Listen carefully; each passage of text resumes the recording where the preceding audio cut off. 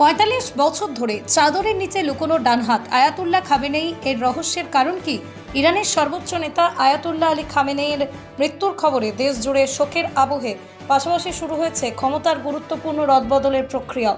সে দেশের সংবাদ মাধ্যম ইতিমধ্যেই জানিয়েছে, আমেরিকা ও ইসরায়েলের যৌথ বিমান হামলায় তেহরানে তাঁর কম্পাউন্ড ধ্বংস হয়েছে। সেখানেই ৮৬ বছর বয়সে খামেনেইর মৃত্যু ঘটে। ৮৬ বছর বয়সী খামেনেই টানা ৩৫ বছর ইরানের নেতৃত্ব দিয়েছেন। অ্যাক্সিওসের প্রতিবেদন অনুযায়ী তিনি বিশ্বের দীর্ঘতম সময় ক্ষমতায় থাকা শাসকদের একজন ছিলেন।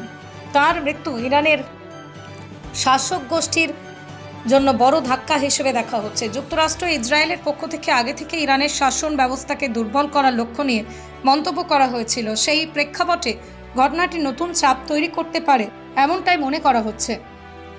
তবে খামেনেই অতীতে একবার প্রাণঘাতী হামলা থেকে বেঁচে ফিরেছিলেন। ১৯৮১ সালের ২৭শে জুন ইরান ইরাক যুদ্ধের ফ্রন্টলাইন থেকে ফিরে তিনি একটা মসজিদে নামাজ আদায় করেন। উপস্থিত অনুসারীদের সঙ্গে কথা বলেন। এই হামলায় খামেনির ডান হাত ষড়যন্ত্র ফুসফুস গুরুতরভাবে আহত হয়। দীর্ঘ চিকিৎসার পর তিনি সুস্থ হলেও তার ডান হাত স্থায়ীভাবে পক্ষাঘাতগ্রস্ত হয়ে যায়। পরে তিনি বলেন, আমার হাতের প্রয়োজন নেই, মস্তিষ্ক আর জিহ্বা কাজ করলেই যথেষ্ট। দীর্ঘ রাজনৈতিক ও ধর্মীয় প্রভাব সত্ত্বেও তার ব্যক্তিগত জীবন সম্পর্কে তথ্য বরাবরই সীমিত ছিল। স্ত্রী মানসুরে খোজেস্তেহ, বাঘের জাদেহ এবং তাঁদের ৬ সন্তান রয়েছেন। পরিবার মূলত ইরানেই থাকে, কিন্তু কিছু আত্মীয় বিদেশে থাকেন, বিশেষ করে প্যারিসে থাকেন।